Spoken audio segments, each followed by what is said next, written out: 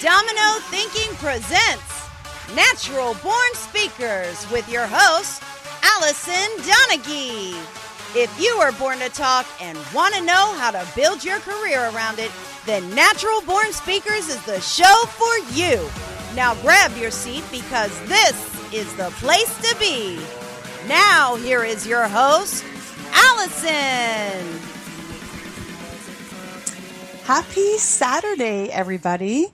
This is Alison, your host, and I just want to welcome you all to the show. I also want to let you know that today is our last Saturday show starting in March. The show is going to be moving from Saturdays to Thursdays. So we'll be Thursdays at 3 o'clock p.m. Pacific Standard Time. So we'd love it if you could check in with us and listen to our next guest. That would be great. In the meantime, though, we have Lauren Sergy with us. And Lauren's not feeling great today. She's got a little bit of a cold.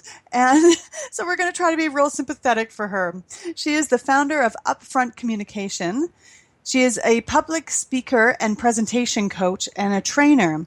Her unique speaking and coaching methods engage mind and body, incorporating techniques from acting, radio, psychology, marketing, and more. Lauren walks the public speaking talk, regularly delivering talks for organizations big and small. She has worked with a variety of people in many high-performance industries, including C-suite executives, professors, financial professionals, entrepreneurs, and more. She is dedicated to enabling professionals of all stripes to rise up and take command of the microphone themselves. So let's welcome Lauren from Edmonton, Canada. How are you? I am recovering. And that is such a wonderful thing to be able to say. Oh, yeah. Well, and you'd lost your voice earlier this week. Totally and completely. If this was being recorded yesterday, I honestly don't know if I could have done it. I was down to a desperate squeak. Oh, no. Well, that would have made for a really interesting interview. I'd have asked a question, then it would be a long silence. And then I'd have asked another question, another long silence. So this is so much better. Well, it would be punctuated by this hoarse rasping and an occasional squeaking and popping noise.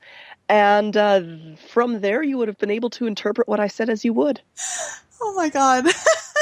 Delightful. That is funny. Yes. Well, how about you tell our listeners a little bit about yourself? Like, how did you get from wherever it was you were to where you are now? It was a kind of a strange and circuitous journey, I must say. Back in the day, I had, of course, marvelous aspirations, as many teens do, to get into acting. And so I spent quite a bit of time doing acting training. And eventually the bloom came off that rose. And I moved on and went into librarianship. So quite often when people meet me, they, of course, know me as a speaker. They see me as a presenter and a coach. And they say, "What's your background?" I say, "Well, I was a librarian." They say, "What?" Because when you meet me, it doesn't. It really doesn't fit. Which is precisely. Well, you don't put your hair in a bun with glasses and do that whole librarian. No, I was the world's worst librarian, and that's exactly why I'm not a librarian anymore. So while I was working in that industry, I did a lot of staff training. I actually never served on the public side. I was always involved in staff training, which meant speaking at a lot of conferences. And at the conference presentations, the performer side of me would come out in full force because I do love performance. And I was working as a guest, not as a guest performer, as a dance performer at the same time. So that side of me would come out. And by the end of these conference sessions or training sessions, I would get people coming up to me, including the conference organizers, saying, "That was wonderful. I'm so glad that you came to talk to us about databases and the latest language software, and you were able to make it interesting. Could you come back again next year and teach us how to present?" I thought, yes, actually, I can do that very, very easily. Because the way that I create presentations, and I've always approached presentations, is really systematic. It's based off of my training in acting. It's based off of my former work as a radio events announcer, as well as my work as, of course, a staff trainer and an academic. So all of that knitted together to form what I found out was basically a really robust system for approaching public speaking and presentation design and development. And once I started doing that at library conferences, and teaching them how to talk and how to present instead of teaching them about library stuff, I was having way more fun. Oh, Fancy yeah. that. It was just way more fun. And so I put out a humble ad in our local Kijiji, our local online classifieds. And within a couple of weeks, I had my first 2 clients, and it started building from there with the public Wow. speaking coaching. And how long ago was that? That was in 2011. And then here you are. And here I am. And it just kept building and building. And yep, I'm so happy with where it went from there, because of course it brought me back into kind of the best of both worlds in terms of both the educating side, which I love being an educator, as well as the performer side, which is what I get out of the public speaking itself. So as a speaker and as a trainer, I get to educate and perform at the same time. And it just ticks every single last box for me. I have fun, my audience has fun, my clients have fun. It's win-win all around. Nice. Well, and when you can find that sort of life where you get to do all of those things that you love, like how perfect is that? It's wonderful. It's a lot of work. It's a hell of a lot of work, that's for sure. I'm sure that everyone listening understands that, but it is worth saying. I love it, but oh wow. One of the questions that when I'm teaching people, usually in conference sessions, training them specifically on presentation design and presentation preparation, there's the inevitable question from the audience, which is, okay, and how long should we be spending on this? I love that question. How long should we be spending on our speaking? You tell me, Alison. Oh my gosh. How long should we be spending on our presentations? It's crazy. Well, yeah, and then the last, for an hour talk like this, for a 1 hour long talk, how long did you spend? And the last time this question was asked, it was to a bunch of graduate students at a student leadership summit, and I kind of eyeballed them. Said, okay, this was an original presentation, which meant that I had to put in some background research into it too. So for an original presentation like this, I usually multiply the length of time that it's going to take me by close to 20. Wow. So if it's a 1 hour long talk, I'm going to spend 20 hours preparing. And you could have heard a pin drop in the room. They were horrified. There's no other way of putting it. They were horrified. I think a lot of people just don't understand that when speakers are good speakers, they make it sound so effortless. Exactly. And therefore the audience thinks it's easy. When you watch somebody playing basketball and they dunk that ball, it looks so easy until you get out and you try to dribble. Not even dunk, just dribble. And then it is so much more difficult than people expect. And same with like comedians. What is it? Seinfeld, doesn't he practice a joke in sort of these little tiny bars, backstreet bars for 2 years before he'll actually take it on his stage? Yeah, Chris Rock is well known for doing that, for testing his jokes out, and while he's in these little backwater clubs, making notes on the audience reaction in front of them. Like it's market research testing that he's doing right there, and it takes a lot of time. And it's funny because I don't think that anyone would ever say to a figure skater who's just done a performance, oh, how long should that take me to figure out how to do? Everyone knows that 2-minute performance is the culmination of years and years worth of training and effort, and just learning the choreography alone is going to take them a long time. But when it comes to something spoken, when it comes to spoken art, so that's that's acting, that's comedy, that's public speaking, that's educating, there's this impression that it should somehow be effortless, that you're either good at it and do it easily, or that you're not and you simply won't be able to do it. And that it shouldn't take as long to perfect as it does. And anyone in the speaking industry knows much better than that. Do you think it has anything to do with the fact that because we already talk, that we think speaking is just an extension of what we do on a daily basis anyway? Like, we shouldn't have to practice eating because we eat, right? But maybe we already talk. Exactly. This is something that we do every day. Why aren't we all good at it? Right. And it's. And what do you think causes that difference? You know what? It's. I think that a lot of the difference partially is self-awareness. If people are overly self-aware of what's going on when they're on stage. Like you do have to be extremely self-aware, especially the way that I approach it, because you have to know effectively how to manage your physical responses to what's going on. Like, okay, I can feel my heart racing. I'm starting to panic. So I have to get back in touch with my breath so I can calm that down. You have to be self-aware along those lines. But if you go too far overboard, then you go into the realm of panic. And I think that a lot of people, when they get up to speak, they start self-analyzing every little last bit about their performance while they're in the process of doing it. Mm-hmm. So you become hyper aware of everything evil that's happening around you, and it's quite terrifying. Right. But I think part of it is also to a degree, a sense of pride and ego. I should be good at this. Why aren't I? Mm-hmm. With a lot of CEOs that I work with, that's one of the things that comes up. I have to talk all the time. I'm an important person. I'm confident. I should be good at this speaking thing, mm-hmm. but I'm scared. And that's wrong, and that's bad. And that's a failing. And you have to get them to see past that in order to be able to fix it. How do we do that? Just so easy. Just a question like that. So just tell us right now, Lauren, how do we do that? Let's just unpack all of that right now. How to get past that. Wow. A lot of the way that I feel people get past it is by learning how to give an actual useful critique and analysis of other people's work first, so that you can usefully critique your own work.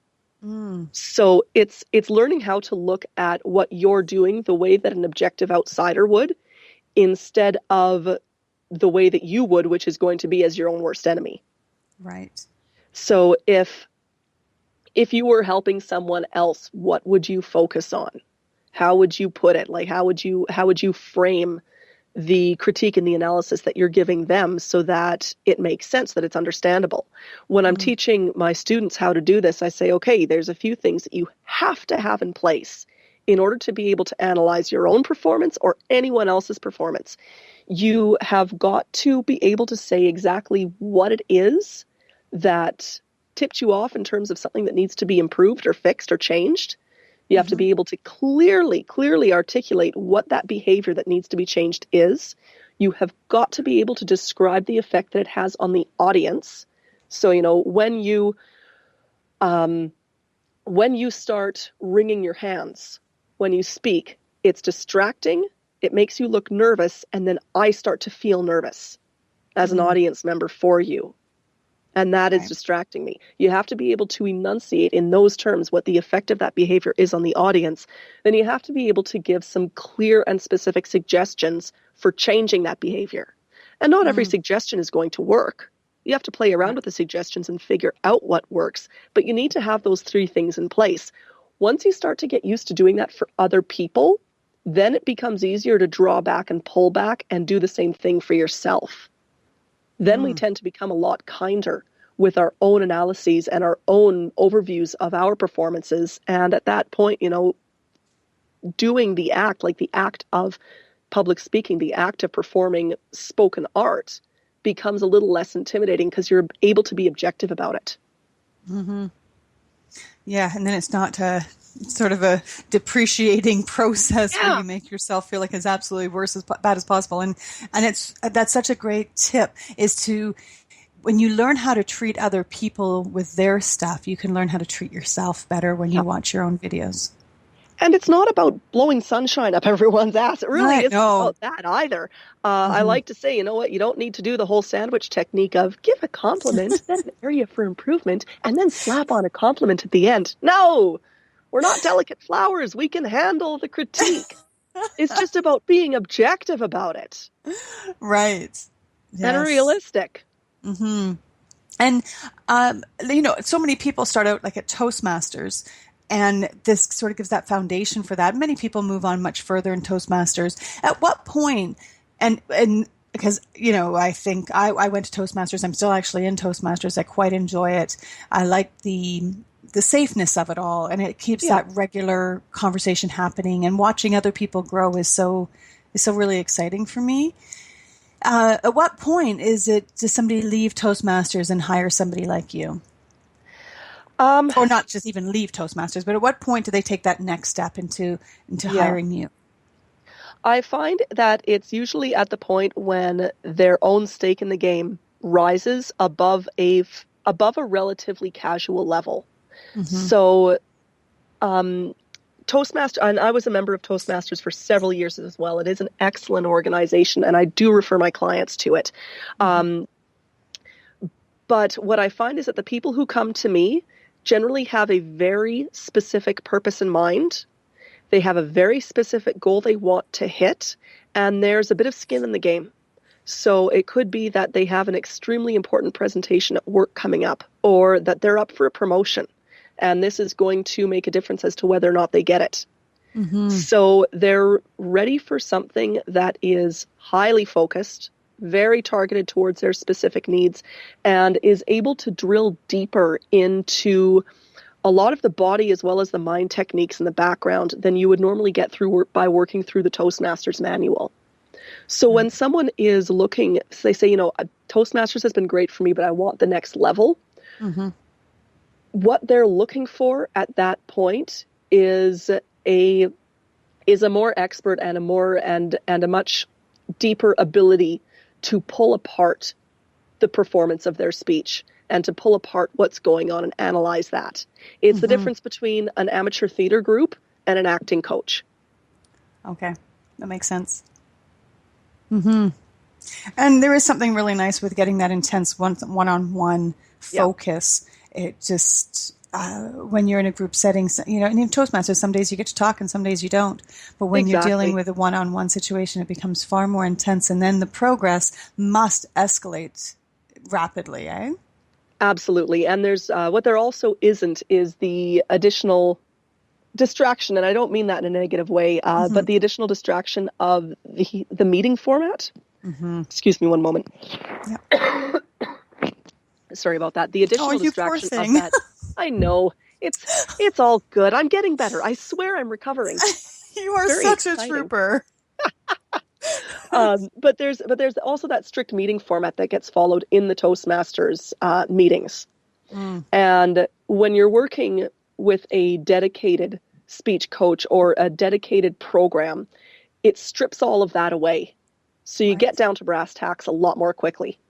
Yeah. I want to point out right now that if people want to look for you, they can go to your website, right? Lauren Sergy, LaurenSergy.com. That's the best way? That's the best way.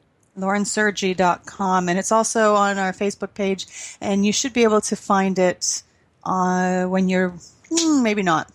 I was going to say when we go back to the recording, but if people are tuning into the recording, it wouldn't be there. But they can always contact me as well. But LaurenSergy.com, I just want to say that because you are pretty amazing. Why, thank you, my dear. You're welcome. You're welcome. So the title of our show today was Getting Yourself Out There, the Need for Visibility, Audacity, and Shameless Self-Promotion. Yes, let's get shameless. Now that somebody has realized that their speaking is something that needs more of their attention, then they are hiring you to help with all of this. Then what? Okay. Then you got to be willing to do some work for free. Step one. Oh, and so many business coaches hate it when you say that, but it's true.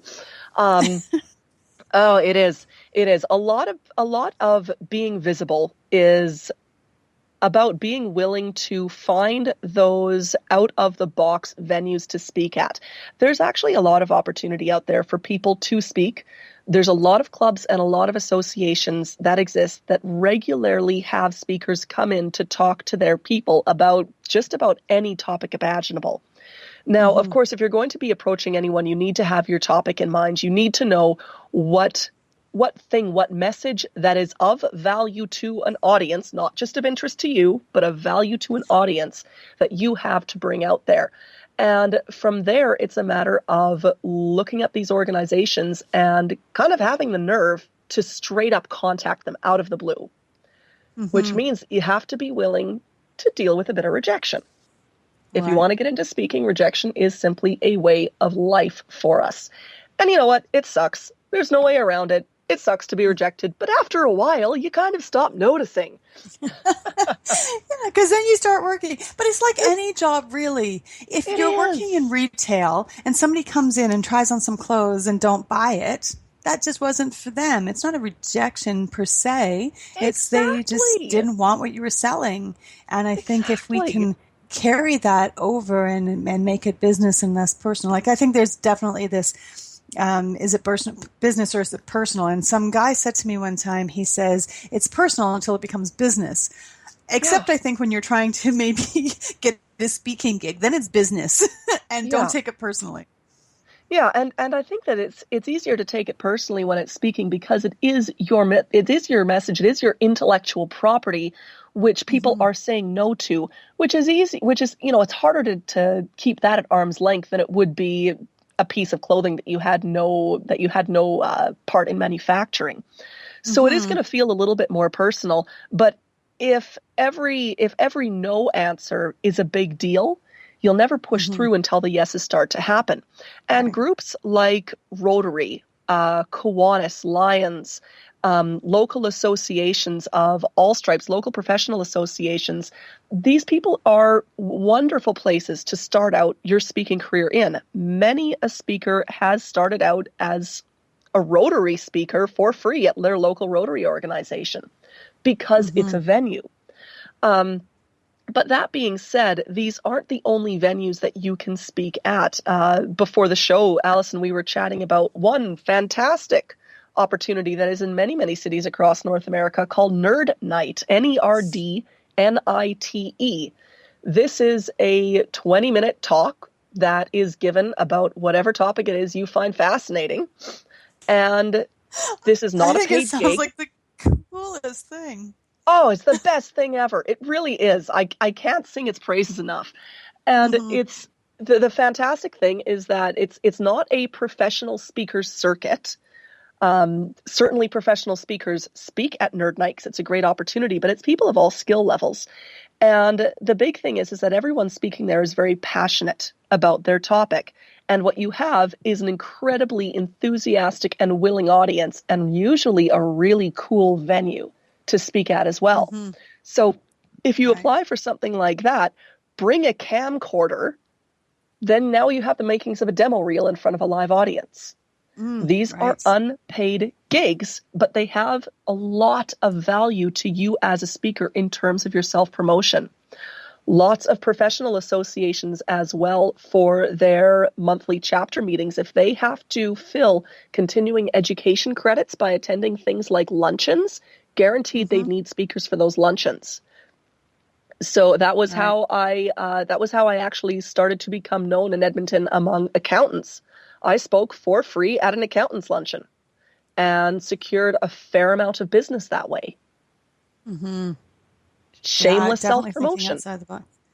Yes. This makes is sense. Shameless self-promotion. It is speaking for free, but the way that I see it is that it's actually speaking for marketing.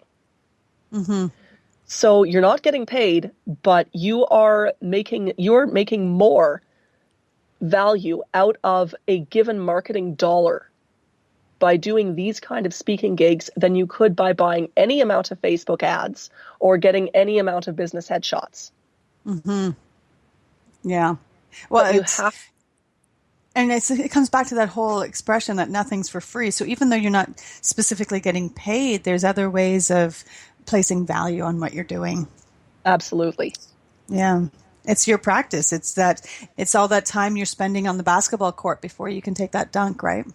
It is. It really, really is. It's the dribbling. Yes. And you have to do a lot of it.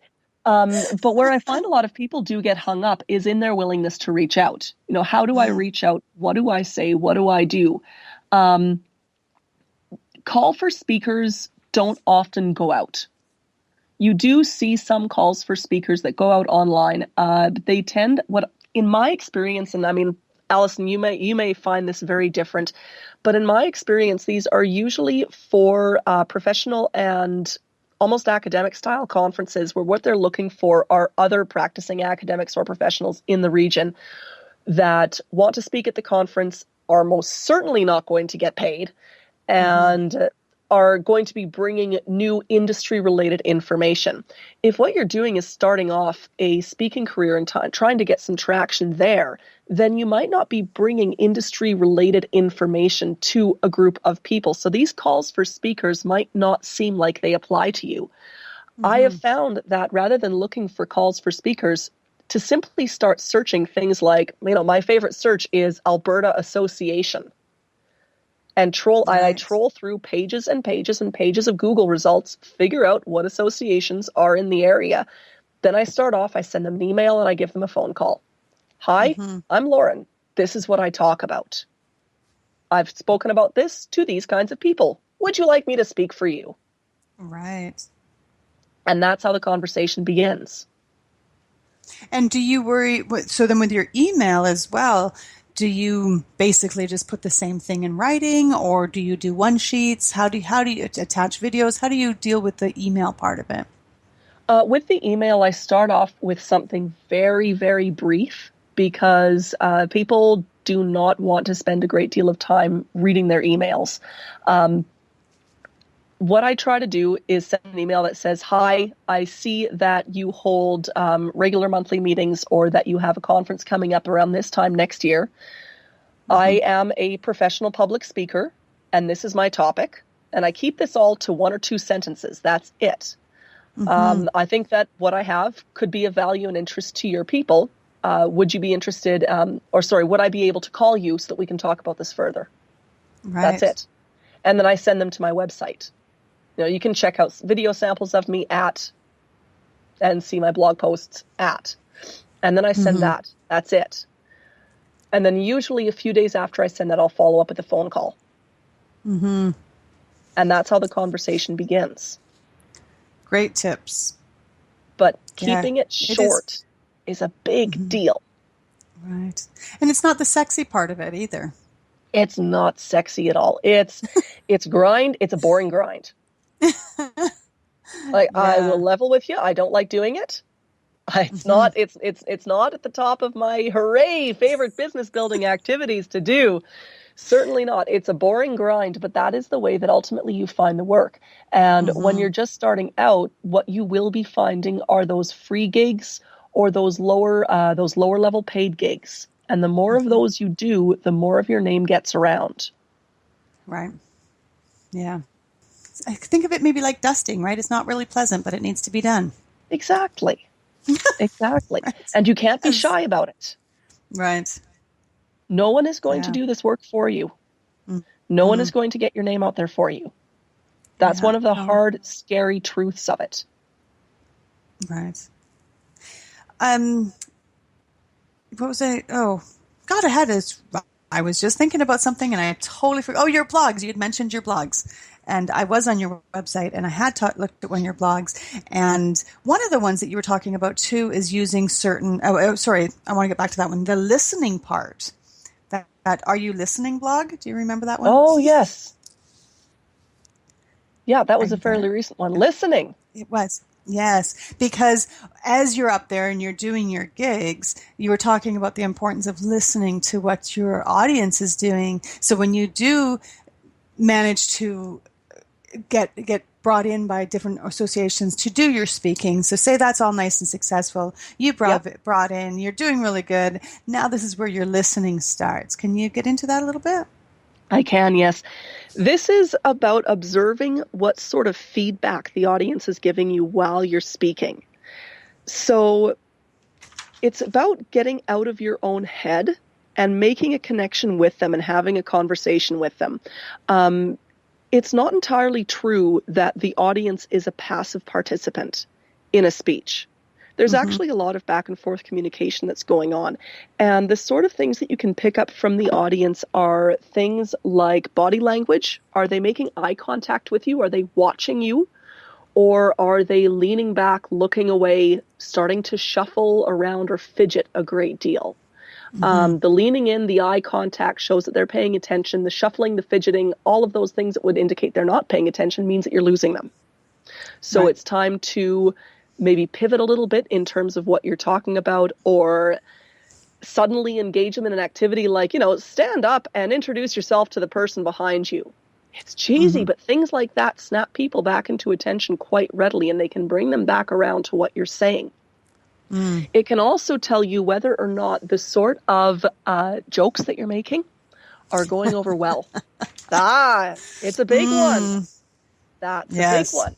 And I realize that, not all of us are out there to become comedian of the month, and that's not what it's about. But most speakers weave humor into their talks. It's effective. If you're not listening to your audience, if you're not listening for those physical and those little auditory cues like laughter or even rustling noises that indicates people are moving around, then you won't pick up as to whether or not they're enjoying your line of comedy, your line of humor. If they are enjoying it, great, you do more of it. Be ready to improvise some more. If they're not enjoying it, then pull back and go with a more serious tone. You can pivot your talk halfway through doing those sorts of things to suit the mannerisms of the audience. And I suppose this is where those 20 hours of preparing for a speech come in handy. Yes, absolutely. Right. Not all the material you're going to prepare is necessarily going to come out during the talk itself. And some of the stuff that comes out might be, emergency backup material that you had to develop. Right. An example of the difference that you'll see in this sort of audience reactions is I was giving a talk to a group of accountants. I have to say, I actually really like working with accountants. They're darlings. They're so eager and ready to learn. And they're so a lot scared. Of great accountants. Oh, they're wonderful. Yeah. And they're so terrified of speaking that when I come in, it's great fun. So the jokes that I would give with accountants, I tend to be a little more conservative and are a lot more self-deprecating than the jokes that I was giving at a awards show that I was presenting at on Thursday, which was for the professional events industry, which is a crazy industry, quite raucous, and appreciated something a little more earthy. So with both of these groups, right at the start of one of my talks, I'll test out a couple of lines, a couple of turns of phrases, or a couple of bits of humor, and see how they respond. Are they laughing? Are they looking uncomfortable? Am I getting good energy or bad energy off of them? Based off of that, I know which direction to take my talk in. Yeah, very important. And I think then, does this come down to knowing your material as opposed to memorizing your speech? Never memorize. Okay. Never memorize. Why is that? Memorization is the devil. It is the devil. Not the devil. With the exception, it's the devil. With the exception of extremely, extremely short, tight talks. Something like a Pecha Kucha talk where you only have 20 seconds per slide before they move you on for you. Those things need to be a little bit more memorized and scripted. But knowing your material will get you much further. If you memorize, what your brain is focused on is reciting what you know and getting each line right, instead of getting your material out and actually teaching people something. So then when you've memorized, if you get off target or you forget a line, your brain isn't thinking, okay, how can I explain this better? Your brain is thinking, oh shit, where was I? What did I forget? And how can I get back there? And then you get flung into full-on panic. Right. If you instead have a deep knowledge of your material and an understanding of the overall flow of your presentation, you can cycle back and improvise ad nauseum in order to get across the point you need to get across without your brain going into that frantic, okay, I'm trying now to read through a memorized script and recite. It's a different thought process. Right. Knowing your material leaves you nimble. Memorizing something that's very lengthy actually creates a trap. Yeah, that makes good sense. And there's nothing worse than seeing somebody up there and then realizing that they've forgotten everything. You can tell as soon as it happens. Oh, yes, man, you can tell. Yep. Yes. And that's the same reason why I drill my students to have extremely minimal speaker notes. The speaker notes basically serve as a memorization crutch. If someone is going up there with pages of notes, what they've done is they haven't created notes, they've created a script. And if they've created a script, it means they've memorized. And you can tell as soon as they lose their spot, the panic sets in. and they can't find their way back. Yeah, that I've seen that, and it's painful. It really, you feel so badly for the people that are up there, because it's just one of those being in front of a crowd things. It happens, right? So that comes back to that preparation. It happens. We all lose our spot. And I do also think that the desire to go up with a script or to memorize what you want to say, it's not because the person doesn't know their content. It's because they don't trust themselves to know their content. They don't trust themselves to be able to get the words out when they're actually up there. And by removing that crutch of the memorization or the script or the excessive notes, you also learn how to rely on yourself and how to rely on your own ability to speak about something that you're really an expert on. It builds up your confidence rather than strips it away. Right. Yes. And it's funny, I've had students who have tried it both ways. Quite recently, one of them came up to me and said, I know in class we practiced with minimal notes and I felt great, and I gave a presentation at work with, just one page with just a couple sentences on it, and it was great. And then I went to give my big presentation and I was worried that I'd forget everything. And what did you do? I went up with several pages of notes in a script. And what happened? I forgot everything and I panicked. I know, because that's what happened. The devil came in. I told you. Right. Oh, man. Yeah. Well, there's no lesson like experience, right? No. Live and learn. Yeah. Now, you also talked in one of your blogs, too, about the words that you use. And I guess this comes into play with when you're promoting yourself to people, and you were talking about words to kind of avoid because they come across as less than confident. Yes. Do you want to talk about that at all? Words like just, only, I'm pretty good at this, oh, I try hard, things like that. Right. Things like that belie someone's expertise and capabilities and the effort that they put into their craft. And when we tell that to other people, the danger is not only are we reinforcing in their minds that we might not be everything that they need us to be, but it also reinforces in our own heads that we're not as capable as we are. Right. So neutralizing that kind of language is really important. And if what you're doing is going out there and promoting yourself as a speaker, and you're going, that's great. You've secured your first few gigs in front of a few associations that you think might bring you some business down the road. And you go up and you say, I don't know everything there is about this topic, but I know about this one area that I'm going to speak about today. And then you give a great talk. What's going to stick out in their mind is the fact that you opened up with, I don't know all that much. That's the thing that you led with. That's how you introduced yourself. Yes. Is someone who doesn't necessarily know all that much. And often we say these things out of a desire to be humble or to look as though we're not bragging. But owning your knowledge, owning your opinions, being very forthright about the skills and the expertise and the stuff that you do well and the things that you're bringing to the table, it isn't bragging, it's being honest. It's being honest about, yes, I have these things that this audience needs, and I'm going to present it to them.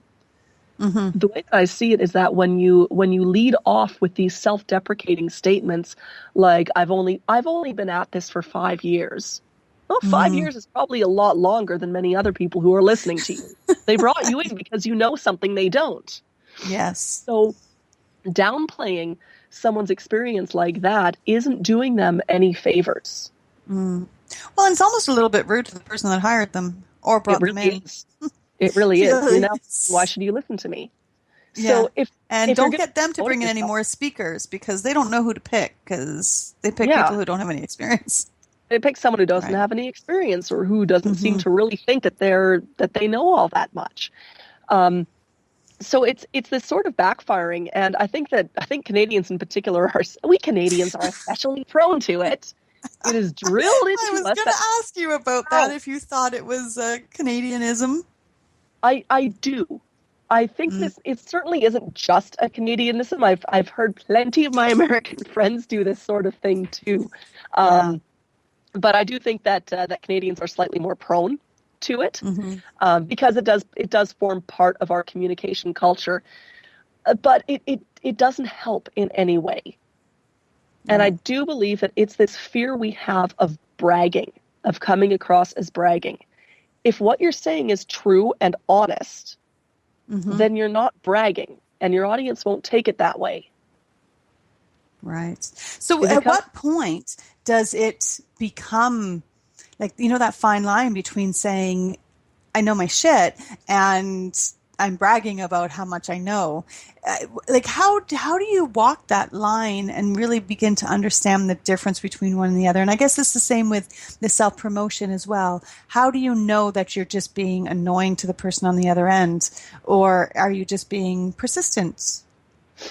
I would say that comes down to how much are you talking about yourself versus how much are you talking about your subject. If what you're doing is constantly talking about yourself rather than, say, oh, I've been at this for X number of years, here is what I can bring. And then you move straight on to your subject.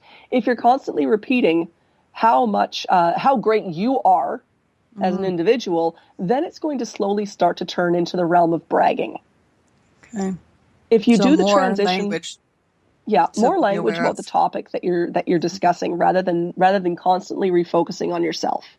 If they've asked you specifically, well, who have you spoken to? What organizations have you worked for? That sort of thing. If they're basically asking you to tell them how awesome you are, then great, tell them how awesome you are, but then move back onto that subject that you're bringing value about, that subject that you're ready to talk about. Right. Then you'll avoid any sort of bragging traps. Other bragging traps are constant name dropping. Right. If someone's name dropping, that's one of my favorites. Oh, isn't that delightful? As soon as somebody starts doing that, I'm like, really? Do you need to? You know what? If the name drop makes sense in context of what you're speaking about, then sure, mention something. Maybe it will provide a point of clarity. But if the name dropping is continuing, then you're moving on into bragging territory. Right. Yeah, good point. No, that's excellent. So here we are. We've been to Toastmasters. We decided we want to get more serious about things. So we've called up you, Lauren Sergy.com, and hired you to do some coaching with us. We're getting really good in the self-promotion. We're contacting people. We're Googling stuff. We're figuring out where we sort of fit. We are listening to our audience when we get in front of them, and we are refining as we go along. So then what? Where do we go from there? How do we go from speaking for free for people, free, not free, because we're still learning, and that has huge value. It's cheaper than university. How do we go from there to then actually making a living at this? Like, how does that transition? That is a hard transition. And it's not going to be done with just speaking as your sole income source. And I don't necessarily mean, also have your day job that's completely unrelated to what you're talking about. I don't mean that, but have an additional service that's related to the thing that you speak about. So whether often it is coaching and training or consulting. Right. That's generally what you find a lot of speakers doing. They do a combination of those. Have those available because the people that you speak to are going to want to get more of you in some way. And it's not always going to be as a speaker in front of an audience, as the classic sage on the stage. So they might want to bring you in as a trainer. That's still a speaking gig. Still a speaking gig. But be ready to have those offerings to the people in your audience. Then it's a matter of looking for events that bring in paid speakers. These will either be large conferences that pay their sessionals, that pay their breakout and concurrent speakers, or conferences of pretty much any size with keynotes. And you begin approaching them. You will need to approach them. It will not happen the other way around. It must be repeated. It must be repeated. And it's going to take many approaches to start landing those gigs. But have a number in mind that you will quote them. You don't need to come out in your first emails and say, hi, excuse me, just one moment. You don't need to come out in your emails and say, hi, I charge $3,000 for my talk, and this is what I talk about. No, just come out again. I see that you have this conference every year. I'm writing to be considered as your keynote for your 2017 conference. This is what I speak about. Can we connect? Right. During that conversation, they will at some point ask for your fees. Be ready to discuss fees. The fees will depend on what your experience is, what your client roster is, not necessarily what you've been paid in the past, but more just where have you spoken and to whom, and what sort of size conference you're talking to. A small conference won't be able to pay very much. A large conference will probably be going through a speakers bureau anyway. Look for those small conferences in the area that are likely going to be hiring people probably under the $3,000 mark, and then start slotting yourself in there. That is a really, really nice entry point. It's a reasonable amount for someone who has then been most speaking for free, but it is still a respectable amount. It's still a professional, basically it's still what you would expect to pay an entry-level professional in this area. Right. Well, and that's great advice. It's and at these events too, then you're still promoting yourself with the other things that you're offering, correct? Absolutely. Right. Now, and then how do you work that into a presentation? Working that into a presentation can be tricky. Some people really advocate always having a pitch at the end, but I feel that if you're being paid as a keynote speaker, then pitching is not appropriate. Right. I feel very strongly about that. Also, many places do have within their speakers' contracts whether or not you're allowed to pitch. If you're ever in doubt, ask them. Just ask them, can I give a little product pitch at the end? I'll keep it to under 2 minutes. And if they say no, then what you do is you give the people in the room a way to get a hold of you. This can be done by saying, let's continue the conversation. I'm available have up on your slide your contact information, your Twitter handle, your Facebook page, all of that sort of stuff. You can give as a little parting line, a byline such as, my name is Lauren Sergy. I am a speaking coach and trainer. If you are looking for this kind of assistance, please come talk to me afterwards. I'm happy to chat.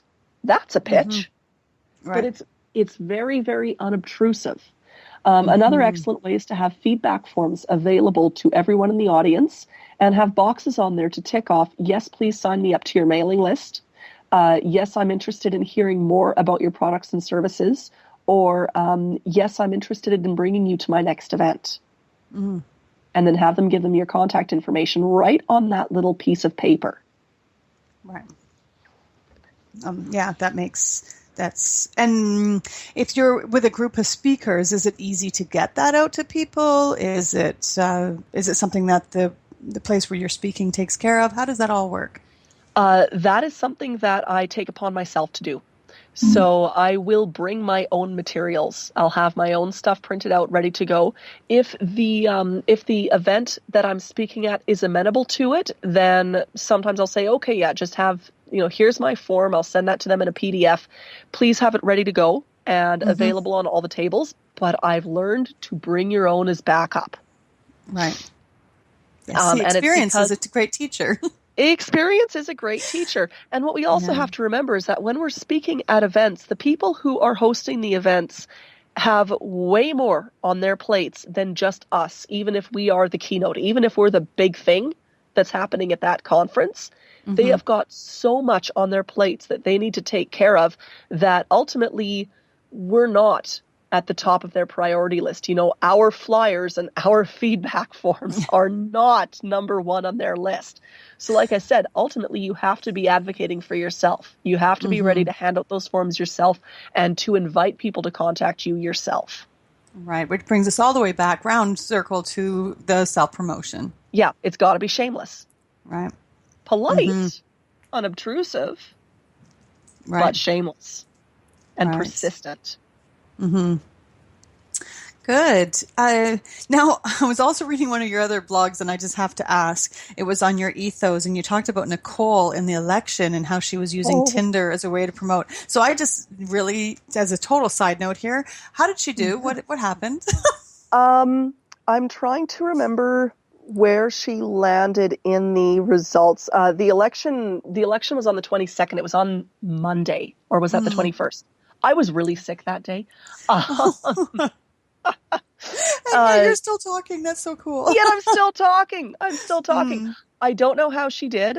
I know she was not in the top 3. I'm going to do a little bit of shameless self-promoting right now. Actually, yes, please do. The fellow who won is one of my speaking clients. Oh my God, that's so cool. Yeah, he brought me in to help him clear up his public speaking in preparation for the campaign. And he won by a big margin. Nice. In a very crowded field. I am enormously, enormously proud of him. He worked his tail off. Nice. No, she didn't do too well. Now, just so we can bring up the listeners up to speed on this, she was running, and you can take over. Go ahead, tell the story. For sure. The story is basically that we had a by-election to fill a city councilor chair that was left vacant recently. And 32 candidates ended up running in this by-election. Like, that's a record-breaking number of candidates in this one ward in our city. And this one candidate, Nicole of the unpronounceable last name, I can't pronounce her last name. I'm not even going to try because I'll butcher it. I saw it. I didn't even, yeah. Oh, yeah. It's got about 5 syllables and like a silent Q in there or something. As one of her campaign strategies, social media strategies, she created a Tinder profile for her that could be used to, if you swiped left or whatever it was, it would link you to her campaign website. And for those who are not familiar with Tinder, it's a hookup app.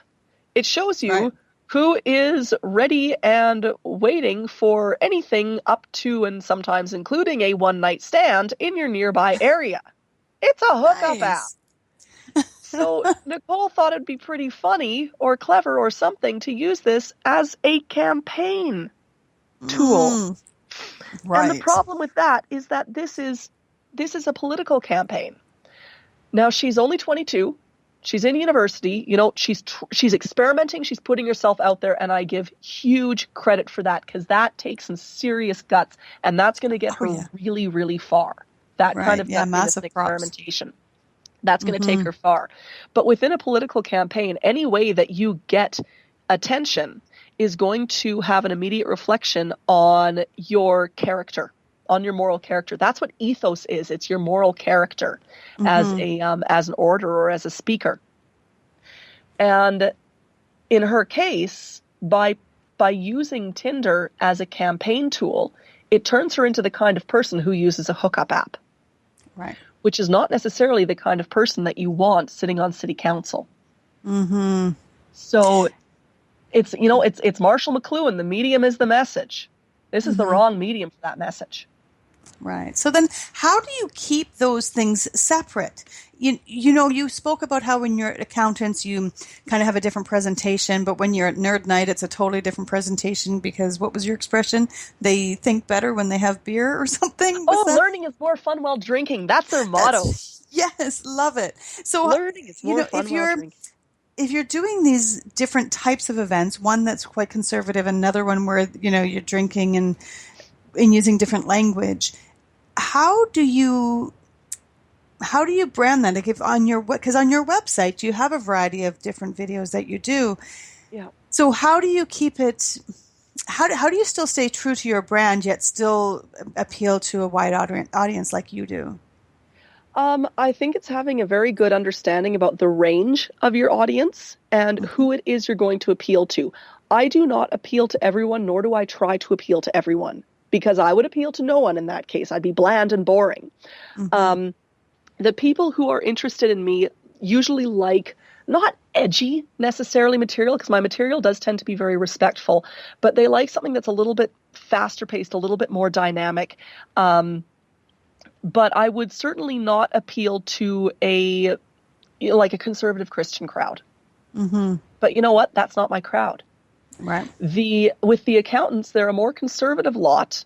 I know that I can do certain jokes with them, but I also pay attention so I know when to pull it back.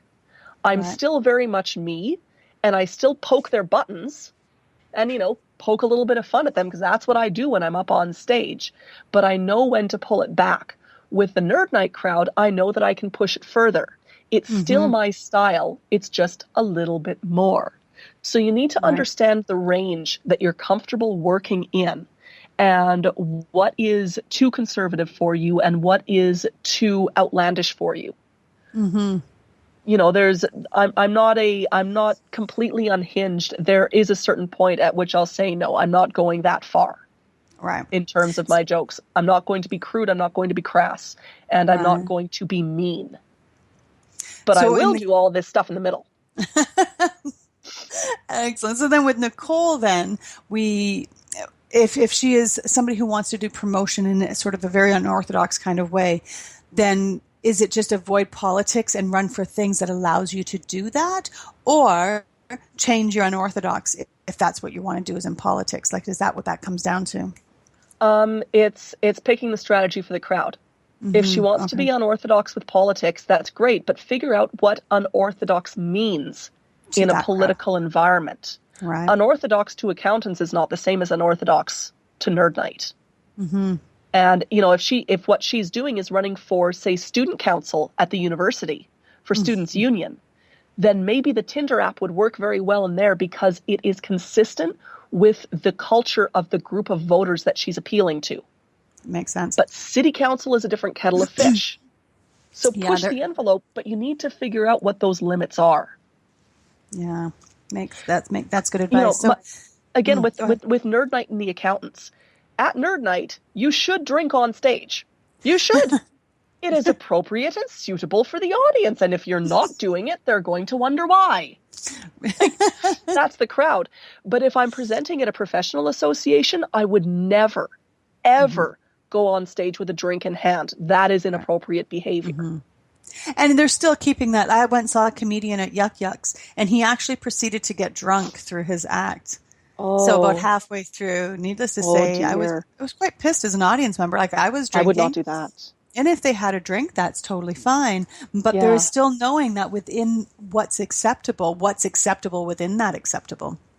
Yeah, getting drunk is not acceptable. Yeah. It not got even really for Nerd Night. And terrible. And he has quite a good reputation. Wow, and I kind of went, oh, yeah, you just really shit all over my time. That's totally not okay. Dad, see, to me, that sets off warning bells. Like, that sounds like something dark's going on there. Mm-hmm. Because that's really unprofessional behavior. And I mean, even with Nerd Night, you'll see in the video that I do have a bottle of Stella Artois with me up on stage. Half a bottle. Mm-hmm. And I am very cognizant of my limit. Yeah. And other times when I've been at formal events where what you're expected to do is give toasts, I go up with either a champagne flute of ginger ale, because it looks like champagne, but it's not booze. Right. Or I go up with something in a wine glass. Mm-hmm. It's not actually alcohol. Yeah. Getting drunk and it's because at the end of the day, you're cool. still up there to do a job. You still have to be respectful of other people's time. Yeah, absolutely. Yeah. But we were down to our last couple of minutes here, and I want you to do some shameless self-promotion. Oh, man, some shameless self-promotion. Show us how it's done. Fires in the oven right now. I know I'm mixing up my metaphors, but I'm going to blame the cold on that. Please do. Right now, I am completely head to the wall working on a book. It won't sound terribly exciting to many people here. It's a reference book on communication. So I'm plugging away ferociously at that, as I've got a midsummer deadline on the draft and a fair bit of work to go. So the thing that I'm directing people towards right now is just to come on over to my website, laurensergy.com, and sign up for my mailing lists. We've spoken about our blog posts here on the show. I love writing. I love posting about this kind of stuff, and the mailing list is the best way to make sure that you get my regular blog posts. You'll also get updates regarding, what I've got on the go, what sort of digital courses I've got coming out. And I mean, heck, when this book is going to be published, that's how you'll find out about it. But get on that mailing list. If you sign up through the website, you will also get one of my 5 top tips for, the classic little bribe for signing up. 5 top tips for instantly improving your public speaking. But it has some of my 5 core techniques that I teach all of my students in terms of improving their actual performance when they're up there in front of people. So it's techniques on breathing, on vocal projection, on enunciation. It's in that little download that you'll get when you sign up. So very cool. Well, it was an absolute treat having you here. And again, laurensergy.com, which is where you want to go.